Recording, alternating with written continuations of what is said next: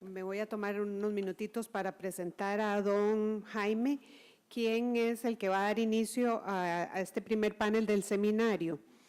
Don Jaime Arellano es abogado de la Universidad Católica de Chile y máster de Administración Pública por la American University. Entre los años 2000 y 2006 fue viceministro de Justicia en Chile, cargo en el cual le correspondió impulsar la implementación de la reforma procesal penal en todo el país, la reforma penitenciaria y el nuevo programa de concesión carcelaria, entre otras iniciativas. Ha desarrollado actividad como consultor internacional, apoyando procesos de reforma a la justicia penal y de familia y de modernización de sistemas judiciales en Latinoamérica.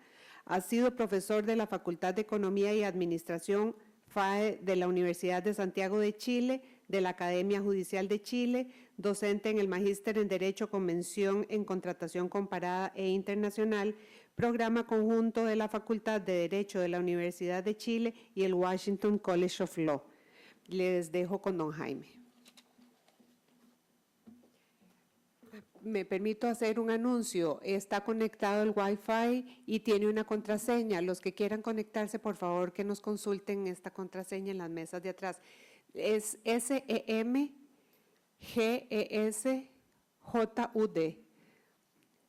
Voy a dejar la contraseña atrás para que la consulten. Es SEMGESJUD, todo en minúscula y pegado. Ahora llegarán la avalancha de mails pendientes. A todos nos pasa, qué terrible. Nos ayuda la tecnología y nos persigue la tecnología. Bueno, quiero conversar esta mañana, le cambiamos un poco el título a lo que aparece en el programa, los desafíos de la gestión a la justicia en las Américas. Y voy a iniciar simplemente haciendo un repaso muy rápido, ustedes lo saben, de la gestión y la justicia, especialmente en América Latina. Históricamente, como lo decía un poquito en las palabras de saludo, ha habido un grado de divorcio entre la justicia y la gestión en sus inicios. La idea era siempre, mira, la justicia es una cuestión de abogados y los abogados a su vez no éramos entrenados en materia de gestión. No teníamos un entrenamiento para ser administradores, para dirigir grupos de trabajo, para dirigir organizaciones. Y entonces, de alguna manera, además, se producía una exclusión en el ambiente de justicia, como ustedes lo saben, y los sistemas de justicia en general no contaban con profesionales distintos de los abogados. Pero, paulatinamente, la gestión se empieza a percibir como una necesidad en la justicia, y la verdad es que nos acercamos a ella primero, más bien, desde la falencia, desde el descubrir que no estábamos pudiendo administrar los sistemas de justicia para responder a las necesidades de los ciudadanos como era requerido, y a pesar de que los abogados nos esforzábamos, aquellos que eran, por ejemplo, secretarios de tribunal y que llevaban de alguna manera la administración de los tribunales, no contaban con las herramientas, no habían sido formados para gestionar, ni siquiera para gestionar, mucho menos pensar en planificar, en desarrollar planes estratégicos, en gestionar recursos, etc. Las primeras experiencias de gestión judicial, por lo tanto, se dan antes que en Latinoamérica en el mundo anglosajón, donde sí hay una apertura mucho más importante a la idea de la gestión en distintos ámbitos, y no la gestión como una ciencia separada de, por decirlo así, ciencias sustantivas, sino la gestión como sustancia de la provisión de servicios, ya sea a clientes en el mundo particular, a ciudadanos en el mundo público. Y el mundo anglosajón eso lo entiende mucho antes, ya en el siglo XX, incluso antes, especialmente Inglaterra y Estados Unidos, en lo que respecta a la influencia sobre Latinoamérica, empezamos a ver ese desarrollo de la gestión en la justicia. Y en cambio las experiencias latinoamericanas, por lo menos consolidadas, no las reconocemos sino hasta unos 20 años atrás, 25 años atrás, cuando se empieza a producir este cambio fenómeno. En el sistema inglés, estamos hablando del United Kingdom Court Service. Se trata de fundamentalmente un aparato administrativo autónomo, separado. Me refiero a independiente frente a jueces y frente a gobierno, una instancia muy técnica en que los jueces son subordinados en el sentido de parte de aquellos que responden al United Kingdom Court Service. y la agenda de trabajo, por ejemplo, de los jueces es elaborada y controlada por esta administración. Esta modalidad fue dando resultados muy interesantes y realmente respondiendo a las expectativas cuando se crea este servicio autónomo de Su Majestad en el sistema inglés. El sistema norteamericano, por su parte, un tanto distinto, también incorpora la idea de una gestión profesional, pero como parte del órgano jurisdiccional, como parte del Poder Judicial. Por lo tanto, nuevamente es una unidad o un servicio o un órgano de carácter técnico en la materia, pero bajo la supervisión del estamento judicial en la figura de un juez presidente o juez administrador. Este juez se relaciona con el administrador de tribunal, con el funcionario, y existe una filosofía que penetra en el trabajo diario, y es la idea de que este juez presidente y este administrador del tribunal forman un equipo.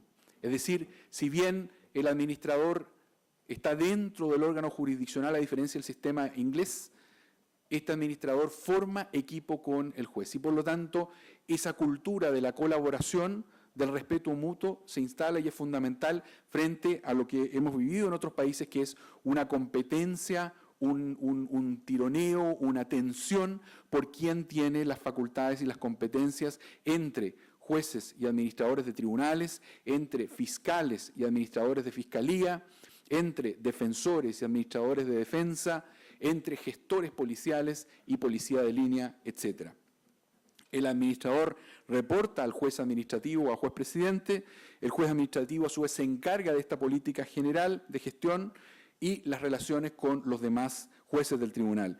Y el administrador asume la implementación, es el ejecutor de estas políticas definidas por este juez presidente. Digo eso entonces para dar una introducción a qué pasó entonces con la gestión judicial en América Latina. ¿Cómo se inserta la gestión judicial en América Latina? Y sin duda, como lo señalaba hace unos minutos atrás el señor magistrado de la Corte Suprema de Costa Rica, fue la reforma procesal penal en América Latina la que de alguna manera genera el gatillo, hace el clic de empezar a pensar de verdad sistemáticamente en la gestión en la justicia. No digo que no hubieran experiencias previas, las había, pero la que gatilla una visión holística, completa de la importancia de la gestión en los sistemas de justicia, ni siquiera hablo de la gestión judicial entendida en sentido estricto como gestión de los tribunales, sino la gestión en el sistema de justicia es la implementación progresiva de la reforma procesal penal o del sistema penal acusatorio en las Américas, el que genera ese debate y ese proceso de implementación. Porque la reforma, lo sabemos y no me voy a detener en eso, fue un proceso y ha sido y sigue siendo un proceso histórico, no solo en el sistema de justicia latinoamericano, sino en las instituciones públicas latinoamericanas. Y en la primera etapa, sin embargo, tenemos que reconocerlo, lo hemos dicho en nuestro diplomado latinoamericano, cada vez que hacemos clases decimos, miren, hubo una primera etapa en los procesos de reforma procesal penal en América Latina, iniciada a mediados de la década del 90 en Guatemala, en la Argentina, etcétera, que se centraron fundamentalmente en el cambio normativo. No hubo ahí preocupación de la gestión. La preocupación, lo que entendíamos en aquel momento era que lo que teníamos que transformar era el sistema inquisitivo a un sistema acusatorio y que ese cambio lo hacíamos fundamentalmente en las normas del Código Procesal Penal o de procedimiento penal, y ese era el mecanismo para transformar. Nuestra preocupación en aquella época era cambiar entonces estableciendo la oralidad como el mecanismo de conocimiento de los conflictos en los tribunales y diferenciar claramente la función de la persecución penal de la función propiamente de juzgamiento. Esos fueron los dos objetivos fundamentales a mediados de los 90, en la que se concentraron y en la que lanzaron con fuerza desde la Argentina, Mayer, Binder, en Guatemala, etcétera, y que fueron impulsando las transformaciones en el resto de los países latinoamericanos. Concentrados en lo normativo. No fue un error, era la realidad, era la preocupación del momento. Por lo tanto, estamos hablando ahí de una visión más bien tradicional, en que no hay una preocupación por la gestión.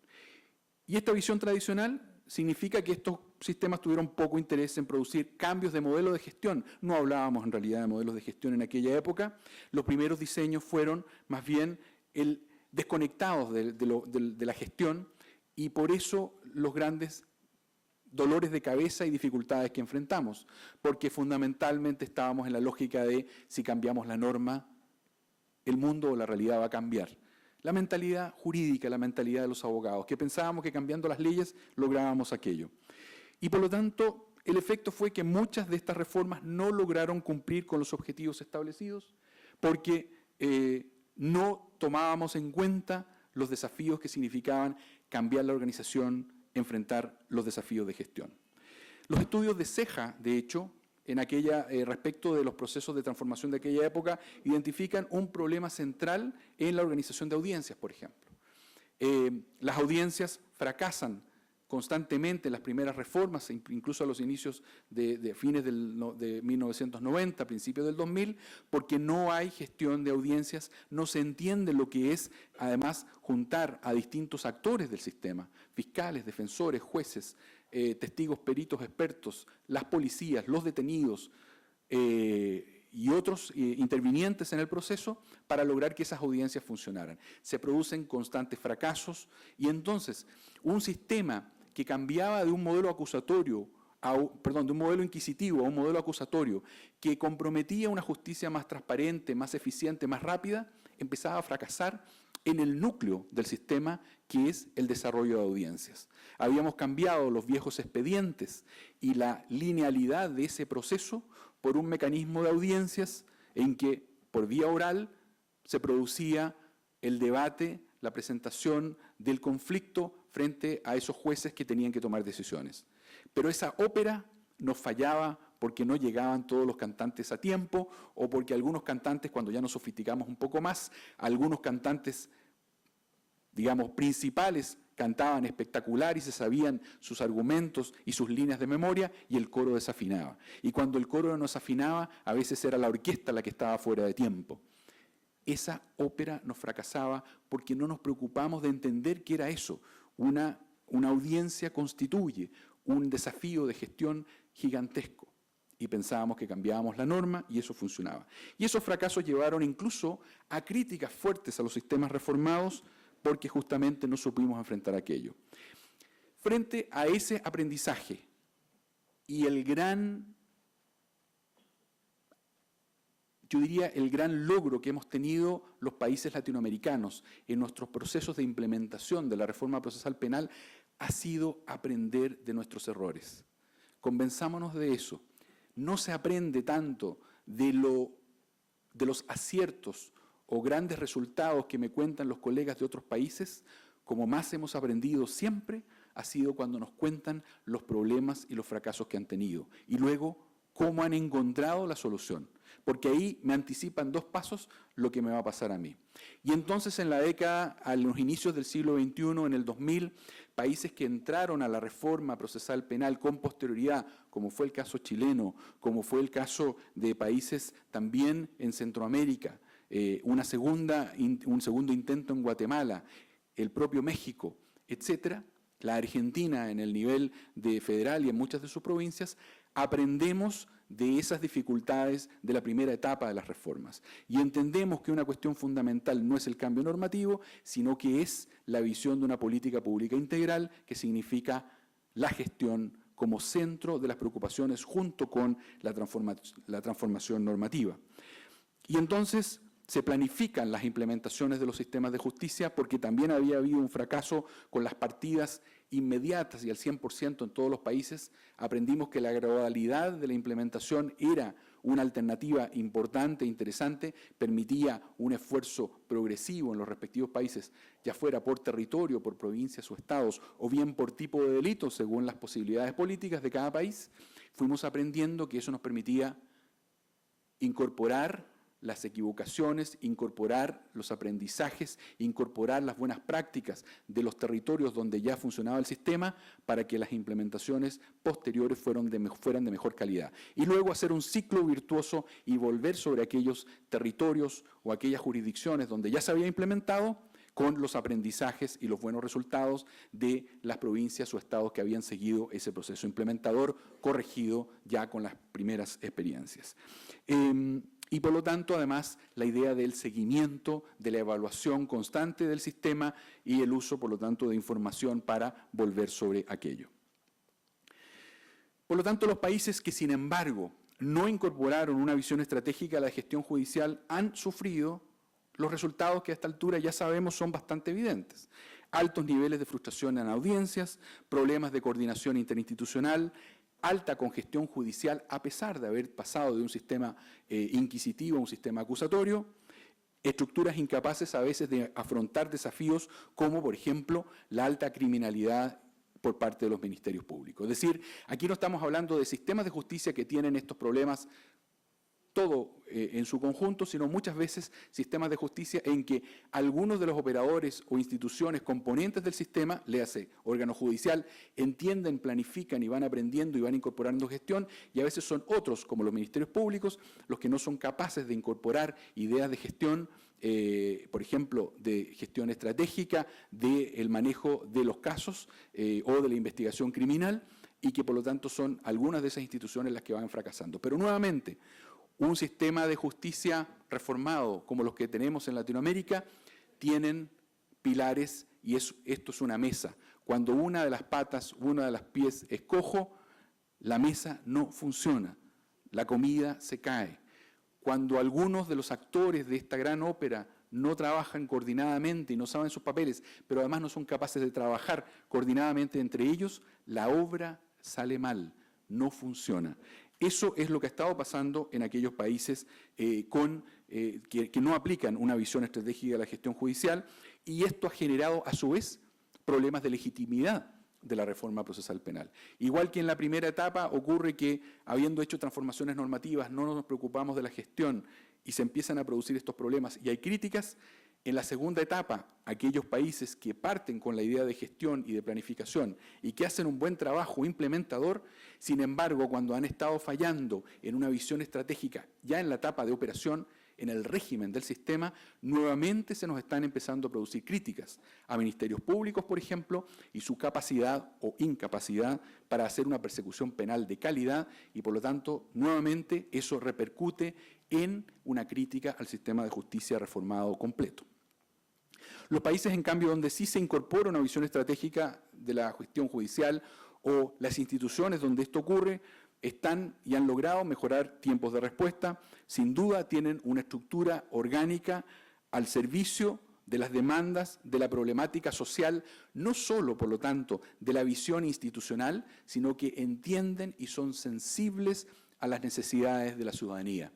Porque finalmente, como veremos en un momento más, una de las preocupaciones de la gestión y justicia debe ser al servicio de quién está el sistema de justicia.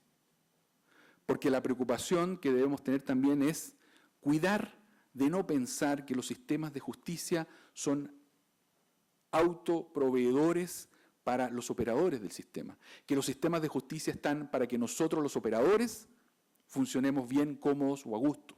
Los sistemas de justicia están para proveer ese servicio que requiere la ciudadanía. Y en función de aquellos que nos ordenamos, en función de ellos que nos organizamos. Entonces, hay que tener cuidado, y parte del desafío de gestión y estratégico de los organismos del sistema de justicia es tener canales, es tener antenas, es tener sensores que nos estén indicando no solo aquello que técnicamente es adecuado, sino aquello que la ciudadanía espera y demanda de su sistema de justicia reformado. Aquello que la ciudadanía espera de un sistema de justicia en el que se han invertido millones de dólares en nuestros países, en que se invierten grandes esfuerzos. La ciudadanía espera resultados prácticos, no solo indicadores técnicos de calidad interna o de proceso, espera resultados. Y eso es un desafío tremendamente importante que nos lleva a entender un servicio público de calidad como debemos entenderlo. Así que actualmente se han implementado en la región oficinas de gestión de audiencias en la gran mayoría de nuestros países, lo que está rompiendo o rompió con el paradigma tradicional de la organización del despacho judicial, es verdad. También se logró una expansión de oficinas de gestión de audiencias desde la reforma procesal penal hacia los otros subsistemas de justicia, y hoy en día vemos oficinas encargadas de la gestión de audiencias en los sistemas de justicia laboral, de familia, comercial, civil, incluso contencioso administrativo, donde esta jurisdicción especializada existe. En un gran número, además, se han ido creando instituciones como comités, departamentos o secretarías que están encargadas de la gestión judicial, es decir, unidades dentro de los órganos del sistema de justicia que están preocupadas de esto que estamos hablando esta mañana, de la gestión judicial en sentido holístico, de todos los desafíos que involucra la gestión en el sistema de justicia y en particular en el órgano u operador del sistema en el que se inserta esa secretaría, ese departamento o comité. Y ahí hay un gran paso adelante también, donde no hay, el desafío es crear esa institucionalidad para que responda a las necesidades.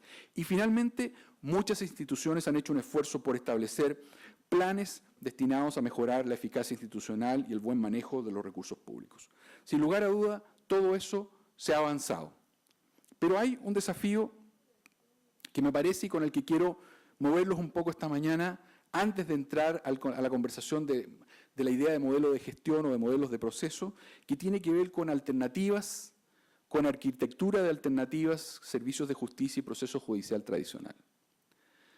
O lo que los anglosajones también llaman choice architecture. Porque en general, frente a los problemas diarios, las personas lo piensen conscientemente o no, tienen diversas alternativas de solución. Y las personas adoptamos vías de solución tomando en cuenta, insisto, consciente o inconscientemente, algunos aspectos fundamentales. ¿Qué tipo de conflicto estoy enfrentando? ¿Qué recursos tengo disponibles? Sobre todo tiempo, dinero. ¿Qué personas están involucradas en el conflicto? Estamos hablando de un conflicto con un desconocido, con un conflicto con un familiar, con un colega del trabajo, con un jefe superior, con un par mío en la organización. Y luego, a partir de eso, ¿qué tipo de soluciones estoy buscando? ¿Necesito una solución rápida? ¿No me importa si me dan la razón o no? ¿Estoy buscando una solución permanente porque tengo una relación permanente con esta persona con la que me encuentro enfrentado? Y en general lo que hago es buscar el modo más adecuado para mí de resolver este conflicto, el modo más cómodo, el modo más seguro, pónganle el nombre que quieran porque eso está en la cabeza de todos nosotros cuando enfrentamos un problema, un conflicto y buscamos una solución. Y lo llevo entonces ahora al ambiente de la justicia. Y con perdón de los colegas de otras profesiones, nuevamente meto a los abogados un momento a mirarnos a nosotros mismos, porque el problema que hemos tenido en los sistemas de justicia es esta falta de visión fuera de la caja del abogado, fuera de la visión cerrada del abogado, y decirles, bueno, cuando los padres, por ejemplo, nos enfrentamos, aunque seamos abogados, a hijos que tienen un debate, un conflicto, yo que sepa, por lo menos yo nunca lo he hecho a pesar de que soy abogado, muchos años de ejercicio, nunca le pedí a un hijo mío que me presentara por escrito lo que le estaba demandando al otro hijo, le pedí al otro hijo que me contestara por escrito, le daba al primer hijo la posibilidad de una réplica y al segundo hijo la posibilidad de una dúplica y entre medio les pedía que me ofrecieran pruebas, luego de lo cual habría un periodo especial para que me aportaran las pruebas. Y en definitiva, a pesar de las peleas que se produjeran entre medio y las discusiones, para definitiva dejábamos todas las incidencias intermedias y al final yo les decía, miren, sobre las cuitas que se dieron entre medio, tales cosas, y sobre el fondo de lo discutido, tal otra. Muy abogado seré, muy en el sistema del proceso tradicional habrá sido formado, pero nunca se me ocurrió resolver un conflicto entre mi hija y mi hijo así. Lo normal, lo natural, eran las audiencias, lo dijimos en su momento. Uno llamaba a los hijos y decía, a ver, un momentito. Cuando uno empezaba a decirle una cosa y el otro otra, y uno empezaba a intuir que había un contradictorio aquí, había una contradicción, mejor conversemos en directo, y en una cuestión bastante dinámica, era la manera en que nosotros tendíamos a resolver como padres los conflictos de nuestros hijos. Entonces parece que hay maneras naturales de resolver los conflictos y los procesos, y los abogados muchas veces nos hemos esmerado en generar. Y no quiero con esto pasar a llevar el proceso por un debate que teníamos ayer con un colega de Ceja que me hacía ver cuidado porque el concepto de proceso es importante, absolutamente, pero son los soportes, la manera de concebir el proceso del problema. Bueno, el segundo tiene que ver también con las tecnologías o más bien con ¿Cuáles son las herramientas a través de las cuales yo me relaciono o me conecto con el otro y a través de la cual yo logro una interacción que busco? Los sistemas de justicia están para resolver conflictos, para eso nacieron inicialmente, pero hoy en día también los concebimos para precaver la conflictividad si eso es posible, ¿correcto? O sea, evitar que todo llegue al mecanismo más complejo y más profundo de solución que suele ser el proceso judicial, el juicio oral en materia penal, el juicio ordinario en materia civil, es decir, el más complejo de todos. Y buscamos muchas veces otros mecanismos. Y además entendemos que hay distintos niveles de conflicto y naturaleza de conflicto y que no todos se resuelven con el mismo mecanismo. Bueno, el problema es que nuevamente existe tecnología ahí afuera y parece que la tecnología cambiara y nosotros pretendiéramos que el mundo se adaptara a lo que a nosotros nos resulta cómodo, al statu quo.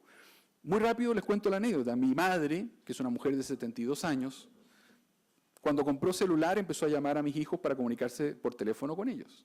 Cuando salieron los smartphones, de repente descubrió que les podía mandar correos electrónicos. Y como buena abuelita les mandaba estos correos electrónicos de 2 páginas completas, en que les relataba todo lo que había hecho la última semana al detalle y le pedía a mis hijos, cuéntenme ustedes qué han hecho toda la semana. Y pretendía en el fondo una carta de vuelta, ¿correcto? Bueno, rápidamente mis hijos empezaron a mandarle 3 líneas, 2 líneas y después 1 línea y no le contestaban. Y un día me encuentro en mi smartphone con que me llega un WhatsApp de mi madre. Y el WhatsApp de mi madre eran 2, 3 líneas básicas, era un chateo en el fondo, en que me contaba, mira, estoy bien, estoy en tal lugar y estoy feliz porque logré que Felipe, mi hijo más chico, me contestara. Porque descubrió que el WhatsApp era la manera de comunicarse con su nieto. Que el nieto no estaba dispuesto a enviarle 2 páginas de carta digitalizada en el fondo, pero sí estaba dispuesto a intercambiar rápidamente un par de monosílabos y un par de informaciones. Y después me dijo, me están llegando fotos, porque mi hijo le mandaba fotos de los eventos suyos, o transformaba lo de Facebook en el WhatsApp, y mi madre de repente nos empezó a mandar WhatsApp también con fotos de sus vacaciones y cosas por el estilo. La señora de 72 años no solo aprendió a usar la tecnología y logró su objetivo de comunicarse con sus nietos y con su hijo, sino que además sacó ventaja a esa tecnología y empezó a lograr cosas que antes no lograba por otros medios. La cuestión es si nosotros, como diseñadores de políticas públicas y operadores del sistema de justicia, somos capaces de hacer eso. Y mi impresión es que nos está costando entender estas situaciones y estos procesos de cambio. Tendemos a la idea del conflicto judicializado de modo tradicional. Y eso es una camisa de fuerza cultural, organizacional, incluso de poder, que nos frena en esta idea de conectarnos con la ciudadanía, de anticiparnos a los conflictos, de prever conflictos, de buscar el mecanismo o la manera más adecuada de solucionar esos conflictos. Y es en ese sentido un paradigma paralizante. Y lo que tenemos, y el desafío desde la gestión de justicia, es salir del sesgo del statu quo. Lo natural es quedarnos en la zona de confort. Cuando damos un paso e hicimos un esfuerzo por entender que existían los celulares, estamos felices porque podemos hablar por teléfono. Y nos quedamos pegados demasiado tiempo ahí cuando ya aparecieron los teléfonos inteligentes, los smartphones. Y de repente descubrimos que el correo electrónico, y nos quedamos con el correo electrónico, pero de repente apareció otra plataforma de comunicaciones. Tenemos entonces, usando ese ejemplo, que salir de esa zona de confort, romper con el paradigma o el sesgo del statu quo y empezar a pensar de manera más proactiva, adelantándonos. El proceso judicial tradicional ya se ha ido abriendo a otros soportes, es verdad, y estamos hablando de tramitación electrónica. Pero seguimos, se fijan, hablando de tramitación electrónica. Las palabras no son casuales. Lo que estamos diciendo es, vamos a desarrollar los procesos judiciales tradicionales en un soporte, en una plataforma distinta. Pero la lógica sigue siendo la misma. Es lo que nos pasaba antes con el sistema inquisitivo vis a vis el sistema acusatorio. No lográbamos romper el paradigma que nos cegaba entendiendo que todo debía ser por escrito, que el sistema por excelencia para lograr la justicia era un sistema escrito e inquisitivo. Tenemos que romper ese paradigma respecto también de los canales o de las formas de proveer este servicio. Y esa es la idea. Tenemos que entender el proceso judicial tradicional como uno de varios posibles canales de provisión de servicios de justicia. No digo descartarlo para nada, está ahí, tiene que usarse, tenemos que innovar en él, pero tenemos que pensar en él como uno de varios posibles canales. Pongo dos ejemplos que están desarrollándose en este momento. Contratos de construcción. Piensen ustedes en grandes obras públicas, hospitales públicos, carreteras. Contratistas, es decir, el contratista fundamental, que es el que está construyendo la obra, y que normalmente tiene subcontratistas. Esto lo he vivido yo como abogado de ejercicio, de hecho. El que está construyendo el hospital y que tiene a su vez subcontratistas que son especialistas en electricidad, especialistas en ductos de telecomunicaciones, de gases clínicos. Inventen ustedes todas las especialidades que se les ocurran en un hospital moderno. Y cada vez que uno de estos subcontratistas entrega lo que se llama un EP, un estado de pago, un avance en la obra, normalmente se produce una dilación de parte del constructor principal en evaluar, en cubicar, en ver si realmente cumplió con los metros cuadrados construidos, las líneas, etcétera, que tenía que establecer. Ese estado de pago, a su vez, tiene que ser entregado al mandante, normalmente al Estado que está pagando por esta construcción. Y también ahí se produce una demora, etcétera. Y lo que se produce es un círculo vicioso y una cadena de deudas y de conflictos no solucionados para abajo tremendo, que empiezan a dilatar los pagos, que empiezan a dejar sin capitales a los operadores del sistema y que finalmente redundan en problemas para todos. Los subcontratistas no son pagados, el contratista no es pagado, el Estado no logra avanzar en su obra en los plazos políticos o en los plazos técnicos que se había propuesto. De lo que se está conversando y que se está empezando a instalar en lo que se llama ahora, o lo llamo así por ahora, arbitraje de tracto sucesivo. Es decir, lo normal en estos contratos es que todos estos conflictos, estos retrasos, estas obras que me debes o que no me debes se iban dejando para definitiva, y al final se producía un juicio arbitral, si es que estaba pactada esa cláusula, o un juicio ante la justicia ordinaria. Estamos hablando de concluida la obra de 5 años, todavía un año después, y un juicio que probablemente podía demorar no sé cuántos años más. El arbitraje de tracto sucesivo es entender que aquí hay conflictos que se están produciendo en cada estado de pago, por ejemplo, y que requieren solución inmediata, porque eso va generando la seguridad de que las partes puedan seguir avanzando en una relación contractual que es compleja y sucesiva. Y esos arbitrajes se producen en cada estado de pago, hay un árbitro que resuelve de inmediato. Hay que pagar tanto, esta incidencia se resuelve de inmediato y solo va dejando para el final las cuestiones más de fondo. Y eso permite anticiparse al gran conflicto del final, ir solucionando los conflictos cuando se van produciendo, porque además se entiende que ahí hay una relación de trabajo que tiene que mantenerse. Y de lo contrario lo que ocurre es que hay empresas que quiebran y se retiran de la obra, otras empresas que tienen que incorporarse, se pierden además las coordinaciones técnicas, etcétera. Ahí hay un desafío, por ejemplo, a eso me estoy refiriendo cuando digo, pensemos en cómo encontrar estas soluciones, y no estoy ni siquiera hablando de tecnología, simplemente cómo mirar el proceso de solución de conflictos.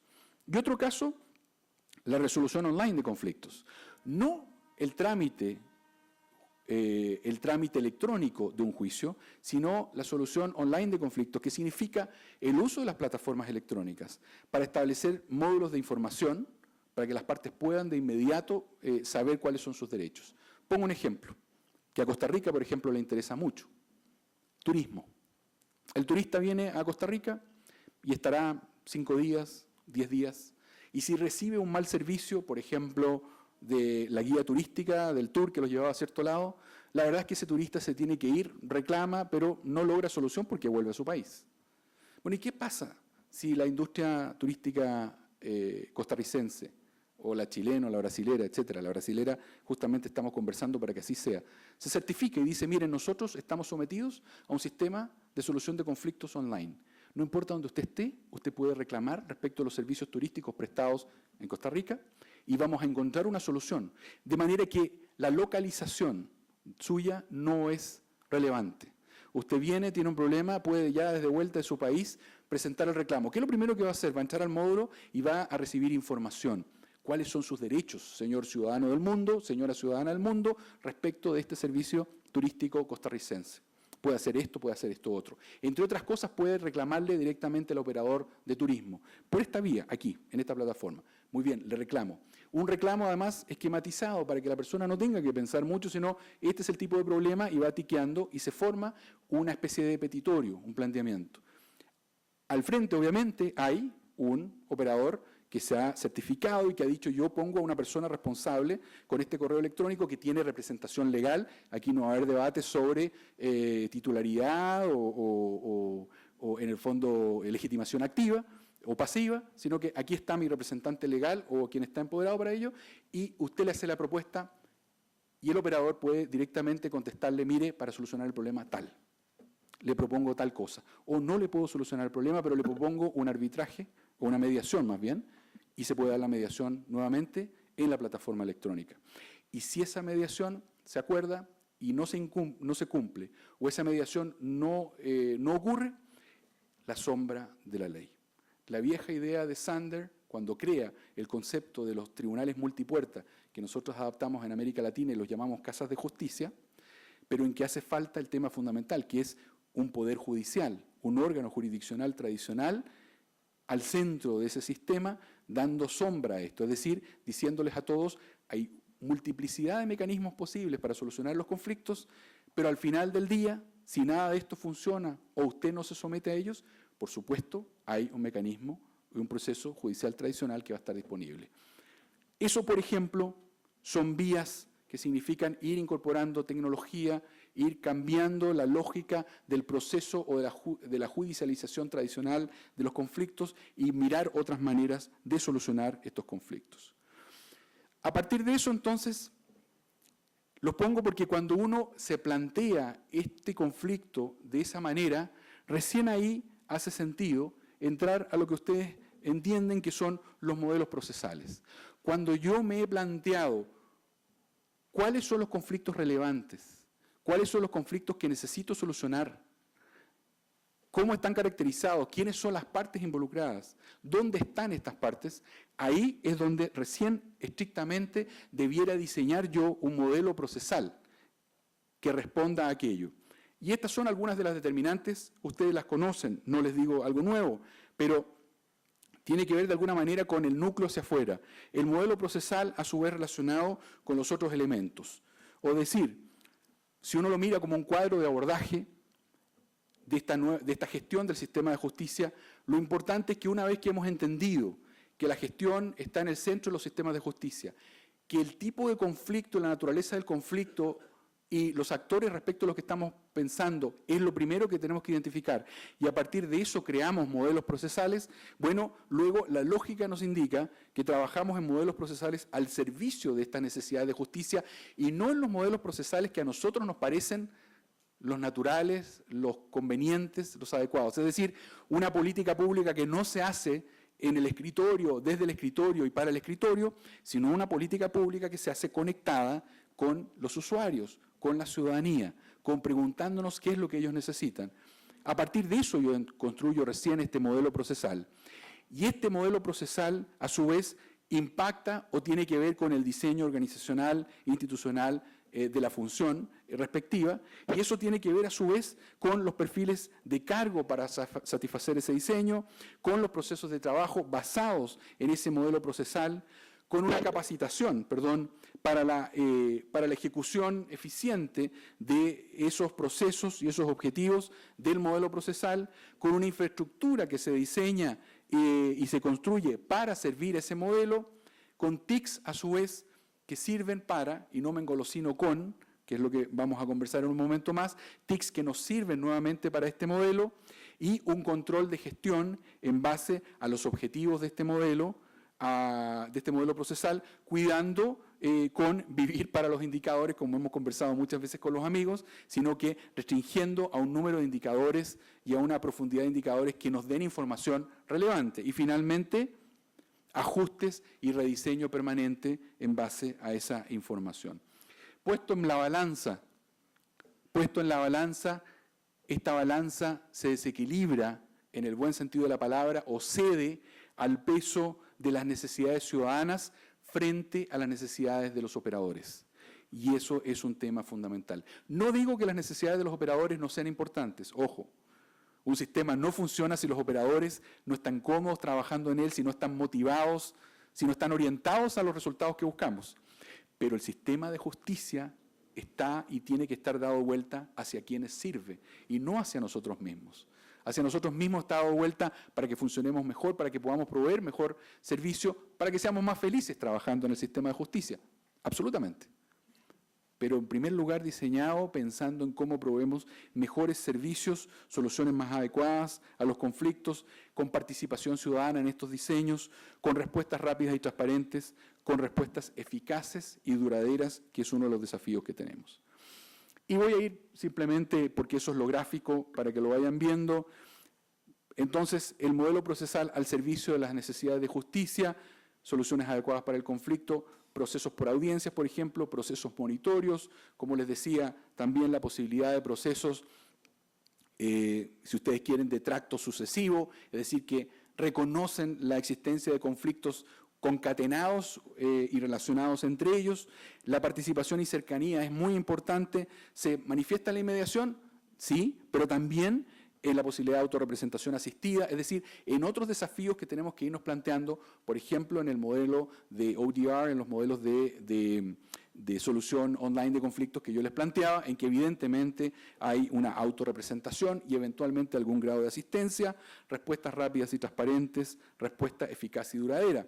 Y luego ese diseño orgánico institucional en función del modelo procesal, el proceso por audiencia sin duda, pero además pensar en los administradores profesionales de los tribunales, en el juez director más bien de audiencias de tribunales y en un back office especializado.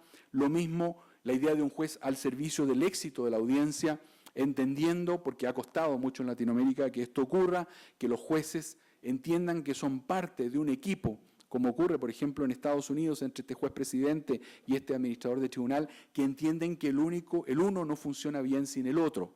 Y por lo tanto que un juez entiende que no disminuye en lo más mínimo su dignidad en el ejercicio del cargo, el estar al servicio de un equipo, de un tribunal, para que las audiencias se den en tiempo, en forma y sean una respuesta adecuada.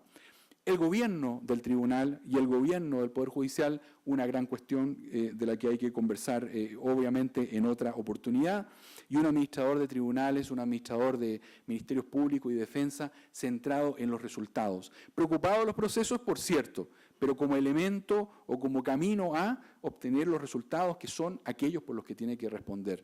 Yo no puedo responder simplemente porque estoy abriendo las puertas temprano en la mañana y los vidrios están limpios, eso es un básico. Lo que tengo que responder es porque están funcionando las audiencias, porque no fracasan las audiencias, porque los testigos son notificados y llegan a tiempo, etcétera.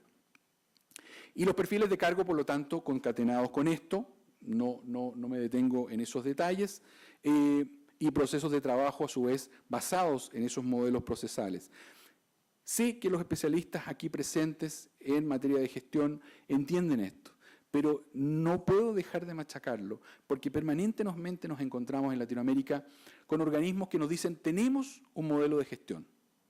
Y hago este gesto físico porque el modelo de gestión está impreso y está en un archivo, en una carpeta, en un binder. Ahí, en la biblioteca del administrador del tribunal, si es que hay uno. Y ahí está. Y muchas veces está ahí, punto. Pero no está materializado en la organización de la institución. No se materializó en los perfiles de ese tribunal, de ese ministerio público, de esa defensa. No se materializó en la búsqueda, por lo tanto, en los llamados a concurso de ese personal o en las capacitaciones y en los reforzamientos de quienes ya eran parte de ese tribunal y tenían que ser reentrenados para que pudieran trabajar en el sistema. A eso me refiero y por eso el énfasis, porque esta concatenación significa una concatenación material, real, no teórica, no en papel, no en la biblioteca, afuera, en la sala de audiencia, en el front desk, en la oficina fiscal, en la oficina local de la Fiscalía, en la oficina de la Defensa, etc. Lo mismo con infraestructura, con TICs. Por lo tanto, el modelo de abordaje es ese, y si pudiera yo dibujar algo al medio, que no lo puedo hacer, al medio de eso, insisto, está el conflicto que queremos resolver o prever. El modelo procesal, el modelo de gestión, finalmente está en función del tipo de conflicto o de los conflictos que quiero resolver. Los modelos procesales, más bien, los modelos de gestión son más abarcativos. Los modelos procesales están en función del conflicto que quiero resolver y tengo que volver, como gestor del sistema de justicia, tengo que volver a mirar cuáles son los conflictos que estoy hoy en día resolviendo.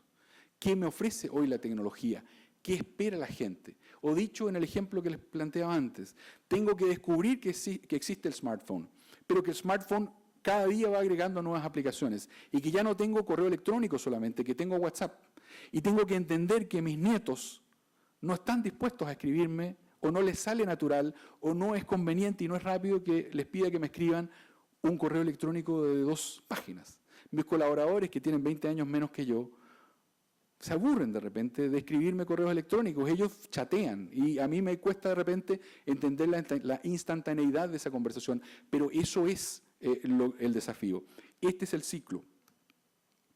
Por lo tanto, los desafíos para la gestión, en lo inmediato, y con esto cierro, identificar las necesidades jurídicas insatisfechas de la población y cuáles de esas deben ser atendidas por el Estado y cuáles podemos dejar eventualmente a las organizaciones civiles, que también pueden ser buenas proveedoras de algún tipo de solución.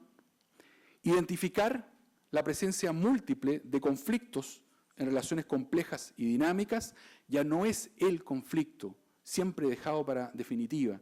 Hay conflictos múltiples que se presentan de distintas maneras, que depende, de repente en un diseño de flujo se salen del canal central y eventualmente tengo que dejarlo ahí y ese conflicto no me interesa, pero tengo que analizarlo porque puede que ese conflicto vuelva más adelante en esta relación. Y la pregunta es, ¿lo intervengo ahora de inmediato o lo dejo para que vuelva al final en esta relación contractual, laboral, de familia, de otro tipo? Ese análisis de flujo de conflictos también es una cuestión que tenemos que plantearnos. Lo mismo ocurre en el fondo con las estrategias, por decirlo así, de persecución penal de los ministerios públicos. Tomo ciertas hebras, las dejo de lado, las retomo después, ¿cómo las conecto? Identificar los métodos más adecuados para prevenir y dar solución a esos conflictos, rompiendo el paradigma de la judicialización tradicional de los procesos, rompiendo de alguna manera el statu quo con que solemos analizar las cosas. Identificar, por lo tanto, soportes y canales más adecuados para proveer el servicio de solución de conflictos y entender que hay otros ahí dando vuelta y que tampoco queremos engolosinarnos, pero tenemos que poder usar esas herramientas. Desarrollar esta arquitectura de alternativas para las personas, es decir, tenemos ciudadanos inteligentes y no nos sobran los recursos, lo sé, pero es posible, dentro de los mismos recursos con los que contamos, darle a la ciudadanía soluciones alternativas, darle choice, darle alternativa, darle posibilidades de elegir. A nuestros hijos muchas veces en esos conflictos de los que yo decía, en que no les pedimos la demanda por escrito, la contestación, réplica y dúplica, sino que los ponemos a conversar, más de una vez los papás ya aprendimos, a su vez, a no ser binarios en la solución, a no decirles, mira, o haces la tarea o te castigo. O le devuelves eso a tu hermano o te castigo. Aprendimos hace tiempo como padres, y por qué no hacer lo mismo en justicia, a buscar mecanismos complejos de solución. Encontremos esos mecanismos complejos de solución. Por lo demás, están y los estamos usando hace bastante tiempo en los MASC. Pero la cuestión es cómo esos MASC los conectamos con el sistema de justicia ordinario y lo volvemos cada vez más parte de la solución del conflicto, incluso dentro del ámbito propiamente judicial, jurisdiccional. Gestión incorporada al conjunto del sistema de justicia, porque el gran desafío que tenemos en América Latina es romper con esta esquizofrenia institucional que se nos ha ido presentando. Tenemos sistemas de justicia penal ultramodernos o muy avanzados y sistemas de justicia bloqueados en los viejos tiempos, siglo XX con suerte, quizá XIX. Ese es un desafío que, como ustedes saben, CEJA asumió hace un tiempo con mi predecesor como director ejecutivo de CEJA y ahora nosotros con un programa financiado por la cooperación canadiense, vamos a estar en los próximos 6-7 años, sin abandonar los temas de reforma procesal penal que obviamente nos interesan brutalmente. Vamos a ahondar fuertemente en la reforma a la justicia civil, con un financiamiento del orden de los $7 millones. Vamos a poder trabajar los próximos años en preocuparnos también de poner nuestra gota en este esfuerzo de ir reformando y de homogeneizar e incorporar la gestión a los sistemas de justicia como un todo y no tener dentro de nuestros poderes judiciales y nuestros sistemas de justicia esta esquizofrenia de modernidad versus sistemas tradicionales. Incorporar los TICs de forma razonable y progresiva. Y de la misma manera que yo los invito a pensar en las plataformas que podemos utilizar, seamos razonables en el uso de esas plataformas. Nos hemos encontrado con situaciones de lugares donde un expediente se escanea para en el fondo decir que tenemos un mecanismo electrónico de tramitación. Eso rompe con la idea misma de la era digital. La era digital apunta justamente a la inmaterialidad de ese proceso. Si exigimos papeles y expedientes y luego los digitalizamos, estamos de alguna manera retrocediendo un paso. Tenemos que entonces meternos en la lógica del uso de la tecnología, no para crear otro eslabón más u otro paso más, sino más bien para simplificar, facilitar, transparentar, hacer más efectivo, hacer más rápido los procesos. Eso es lo que hay que tener en mente y hay que tener cuidado con eso. Periodos transicionales los hay, por cierto, y hay un periodo en que tenemos que digitalizar lo que está en soporte papel. La única manera de pasar del viejo al nuevo sistema. Pero tenemos en un momento determinado que pasar a un sistema digital que no incorpora el papel, excepto en aquellos casos en que naturalmente es absolutamente indispensable por el tipo de prueba. Y finalmente, utilizar la abundante información que existe hoy en día en América Latina, pero utilizarla para tomar decisiones de política pública en base a evidencia. Hemos hecho un esfuerzo tremendo por levantar información. Hemos hecho un esfuerzo tremendo por ir generando indicadores, por establecer metas. Pero curiosamente, en muchos de nuestros países se levanta la información y luego con esa información no se toman decisiones. O lo que es peor aún, con esa información, cuando se ve lo que la información dice, se persevera en aquello cuando la información te dice que hay que ir por este otro lado. Si estamos construyendo información y generamos indicadores, es porque tenemos que entender que ese es el mecanismo para trabajar y avanzar. Eso significa esforzarnos en levantar información progresivamente, desde cuestiones más agregadas y simples a información más detallada y desagregada, pero siempre pensando en la utilidad práctica que le vamos a dar para hacer seguimiento y evaluación de nuestro sistema, uno, pero dos, para tomar decisiones estratégicas. De lo contrario, esto sería como seguir en la cuenta corriente de uno, simplemente para decir, oh, estoy sin dinero y además debo. Seguir la cuenta corriente si alguien todavía hace el esfuerzo de llevar sus cheques o lo que sea, o las transferencias electrónicas, tiene el objetivo de saber cuánta plata tengo y cuándo tengo que dejar de gastar o cuándo tengo que tomar decisiones. Tener un cuenta kilómetros, tener un velocímetro, tener un controlador del estanque del vehículo, para simplemente decir, parece que me voy a quedar sin combustible. Me quedan 5 kilómetros para quedarme sin combustible. Me he quedado sin combustible en medio de la pampa, en medio del desierto. No es esa la idea. La idea es saber que tengo que cargar combustible a tiempo, tomar decisiones estratégicas. Ahí hay un esfuerzo fundamental porque ha habido un mejor, más fácil. ¿Cómo se diría? Golosinas. Nos endulzamos, me quedé pegado con esa palabra, engolonizamiento. ¿Ven? Nos endulzamos mucho, nos entretenemos demasiado con esta información y luego, insisto, no la agregamos, no la procesamos y no tomamos decisiones. En el siglo XX, cuando no teníamos esa información y nuestros países no tenían esa capacidad, súper comprensible. Hoy en día esa información está y no es aceptable que no la usemos adecuadamente para tomar las decisiones. Y con eso los dejo. Yo sé que no están de acuerdo conmigo en todo, que hay 1000 blancos que dejé por llenar porque no da el tiempo. Ojalá esto signifique que haya debate, porque lo que queremos en CEJA nunca es tener la razón, porque nunca la hemos tenido, siempre la hemos ido construyendo a partir de las experiencias de lo que ocurre en América Latina y el mundo. Lo que queremos sí es construir nuevos escenarios de mejor justicia para América Latina. Y lo que se va a debatir estos días en materia de gestión de justicia es vital para ello. Yo soy abogado de profesión y de entrenamiento, y soy gestor público, diseñador de políticas públicas como posgrado, porque hace muchos años me convencí de que si quería aportarle a la justicia, tenía que incorporar ese aspecto a mi formación profesional. Así que soy un bicho raro, como hay varios ya a esta altura, y varios gestores e ingenieros que piensan como abogados, pobrecitos. Nos hemos ido mezclando, nos hemos ido de alguna manera relacionando, y ese espacio está en esta sala. De eso se trata este debate estos 2 días. Gestión al servicio de la justicia, que está al servicio de las y los ciudadanos de América Latina. Ese es el desafío. Cuéntenos qué salió bien, cuéntenos qué salió mal, cuéntenos las buenas ideas, cuéntenos las buenas ideas que fracasaron. De eso es de lo que vamos a aprender y de eso es de lo que vamos a construir. Muchas gracias.